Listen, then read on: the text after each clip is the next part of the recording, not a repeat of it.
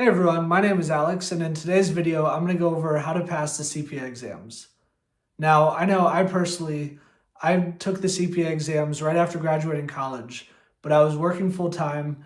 It was extremely difficult to find study time, and I didn't even pass the first exam that I took on my first try. I had to take it a couple different times. But I do think that what I learned from that experience was just how to make my study time more efficient and more effective so that I could actually get that passing score of 75 or higher. Once I did learn these tips, I never had to retake an exam twice again. And I was able to pass my next four all in a row, which was such a great feeling afterwards. You never have to take these exams again. So my first tip is to quiz yourself very, very, very often. I can't emphasize the very enough. Essentially, you can learn the material, then you can quiz yourself, and then you can go back and relearn the material. And I think this is the key vital part of learning, is the quizzing yourself and then going back and relearning the material part. Now, I don't know about you guys, but I can read something what feels like hundreds of times, watch all the lectures, take all the notes that I want. But if I show up on exam day and I forget the material, that was all of a huge waste of time. So in other words, if I can't actively recall the information and use it on test day, then that wasn't efficient use of studying. So I think by splitting it up into this continual process of learning the material, quizzing yourself, and relearning the material is a great way to practice active recall and actually retrieving the information from memory, which is what you're going to need to do come exam day. And that makes the world of difference between a failing score and a passing score on the CPA exam. My second study tip is to try to make productive use out of odd periods of time. Now, odd periods of time are like I finished work at 5:30 and then I'm going to leave to go do something at 6. What do I do in that half hour? It's like barely not enough time to really, sit down and focus and get a full study session in, but also I could actually get some use out of that. This could be done with either flashcards. It could be done with, I'm going for a walk and I'm listening to a lecture through my AirPods. It could be done through, I'm going for a car ride and I'm listening to a lecture over Bluetooth. So just making use out of these odd periods of time is so key. If I'm going for a walk, I might as well listen to a Becker, lecture on my phone instead of just listening to music or calling someone on the phone. So I know it might sound a little overkill, but I think those moments of getting some productive use out of these odd periods of time really helped make the difference for passing the CPA exams. My next tip is to plan some exam day notes and then write them down the first chance you get after you walk into the exam room. Now, I'm tempted to call this a cheat sheet, right? But it's not. You're not cheating.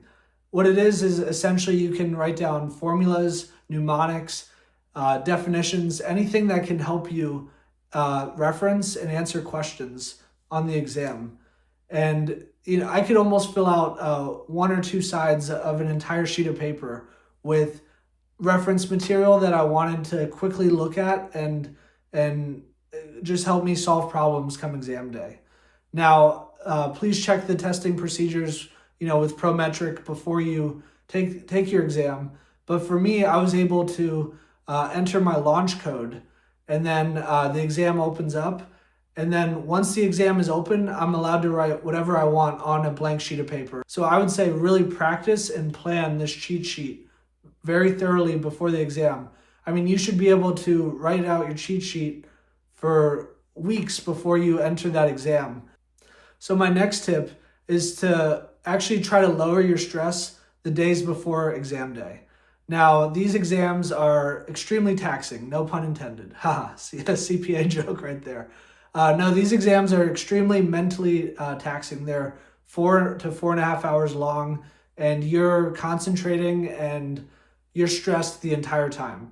So you need all the mental resources that you can use come exam day to help you figure out, especially those marginal questions where you either have to work through them or try to figure them out to get all the points and all the questions you can come exam day.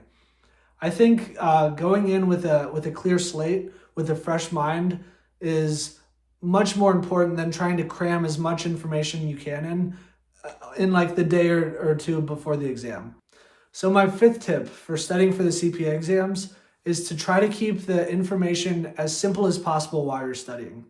Now, I know when I was in school and when I was studying for these exams, I tried to take a step back and realize that accounting is essentially like, it's a rule set that was written by other people, and you could almost, reduce things down to categories, times, and money, or simple math. So categories like where does something fit on the balance sheet? What category does it fit in? Or even a rule set, whether it's a tax rule or an audit rule. What category do those fall under? And then time periods. Is it a period of time, or is it at a point in time? And then simple math for adding, subtracting, multiplication, and division. I know people think accountants must be good at math, but to be honest, a lot of it is just ends at like interest rates and some simple math here and there. Now, I know that's not a full representation of what accounting is, but I think by breaking it down into like trying to think of it as just categories and rule sets that someone else wrote, and a group of people made these rules that we all agreed on and that we're all following in the United States. That sort of helped me like take out some of the fluff when I was learning this material. So my last study tip for the CPA exam is to consider using a variety of sources outside of your CPA exam review course to study.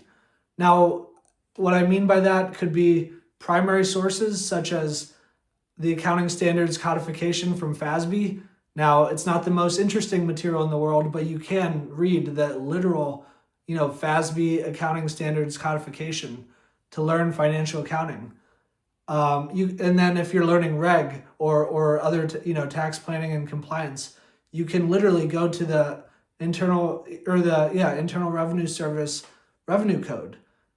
So I would consider those two as like primary sources.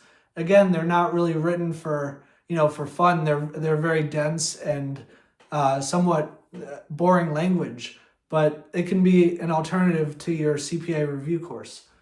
On the flip side of that, you could also use a source like ChatGPT or free lecture videos on YouTube.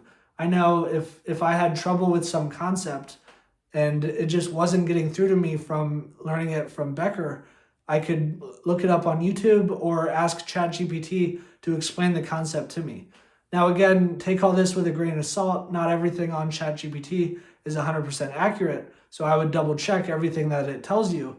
But I do think it was able to explain things in a different way, that it was more likely that I would pick up something new from going to a variety of sources to learn this material.